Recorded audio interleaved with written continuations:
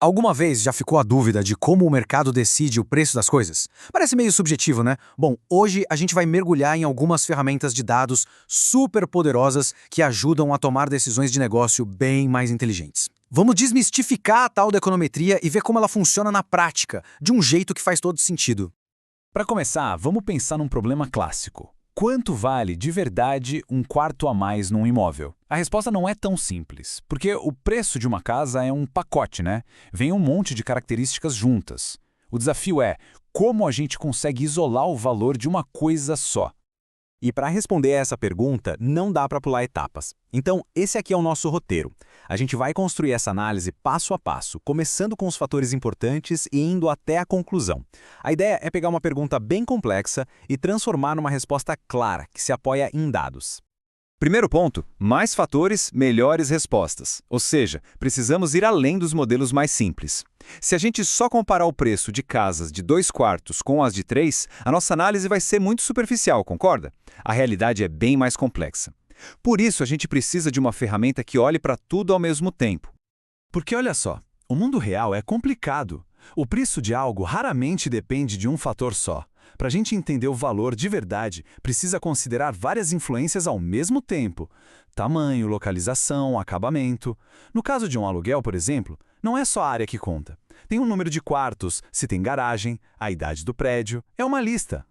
E para não ficar só na teoria, vamos usar um caso de estudo real, uma análise de preços de aluguel lá na cidade de Quebec. Com os dados de mais de 13 mil imóveis, a gente vai ver exatamente como essas ferramentas funcionam na prática. E aqui está a nossa primeira ferramenta, a regressão linear múltipla. O nome assusta um pouco, mas a função dela é genial.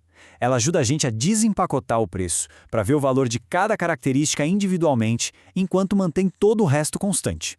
É como se a gente conseguisse isolar o efeito de ter um quarto a mais, sem deixar o bairro ou o tamanho do apartamento atrapalhar a conta. Certo. Segundo ponto, testando o cenário geral. A gente construiu um modelo mais sofisticado, mas a pergunta que não quer calar é: ele serve para alguma coisa? Ou é só um monte de número que não significa nada? A gente precisa de um verdadeiro teste de realidade antes de sair por aí tomando decisões baseadas nesses números. Será que essa nossa combinação de variáveis, quartos, área, localização, tem algum poder de explicação real ou é só ruído estatístico? Para isso, existe o teste F. Pensa nele como um selo de qualidade, um passou ou não passou para o modelo inteiro. Ele basicamente verifica se, no conjunto da obra, as nossas variáveis são melhores do que nada para explicar o preço do aluguel. É o primeiro grande obstáculo do modelo. E o jeito que o teste F faz isso é bem esperto. Ele compara o nosso modelo completo, que a gente chama de irrestrito, com todas as variáveis, contra um modelo super simples, o restrito. Esse modelo restrito ignora tudo e só usa o aluguel médio como palpite para qualquer imóvel. A questão é, toda essa complexidade que a gente adicionou realmente melhora a previsão ou não fez diferença? E olha só que legal o resultado do nosso modelo de aluguel. A estatística F deu 2.082,27. É um número gigante. Um valor tão alto assim diz com muita certeza que o nosso modelo é muito, mas muito melhor do que só chutar a média. Ou seja, passou no primeiro teste com um louvor. Ok, vamos em frente. O modelo passou no primeiro teste, mas quão boa é a história que ele conta? Ser melhor que um chute aleatório é o mínimo, né? Mas quão melhor ele é? Vamos medir esse poder de explicação. Para isso, a gente usa o R². Ele dá uma nota de 0 a 1 para o nosso modelo. Pensa nele como a nota de narrativa do modelo. Basicamente, ele mede que porcentagem da variação dos preços de aluguel o nosso modelo consegue explicar. O que é interessante aqui é ver os dois extremos. À esquerda, um R² de 0, que é um modelo que não explica absolutamente nada. E à direita, um R² de 1, que seria um modelo perfeito, que acerta tudo. Claro, na vida real a gente nunca chega nesses extremos. Só que aqui tem uma armadilha. O R² quase sempre aumenta quando se adiciona mais variáveis, mesmo que elas sejam inúteis. Isso é um perigo, porque a gente poderia cair na tentação de colocar de tudo um pouco no modelo só para inflar a nota, criando algo complexo que parece bom, mas que na verdade não é. A solução para isso é o R² ajustado. Ele é uma versão mais inteligente da nota. Ele penaliza o modelo por adicionar variáveis que não melhoram de verdade o poder de previsão. Ou seja, ele recompensa a qualidade da explicação e não só a complexidade. E aí está o ponto crucial. O R² ajustado do nosso modelo deu 65,1%. O que isso quer dizer?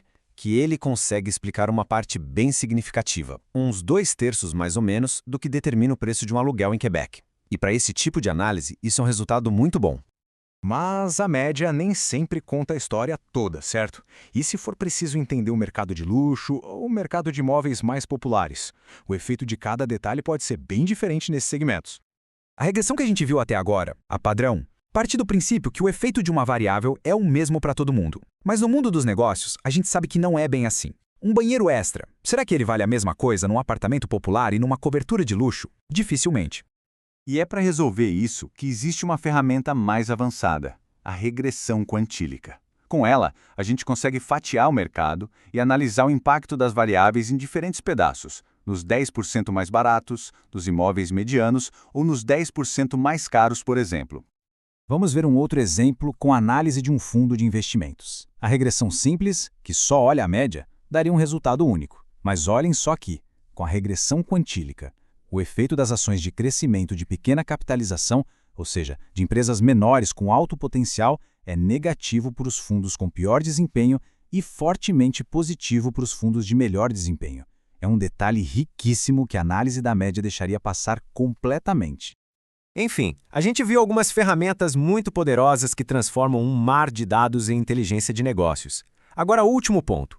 Como usar tudo isso com sabedoria? Porque com todo esse poder vem um aviso muito importante, que essa citação resume bem.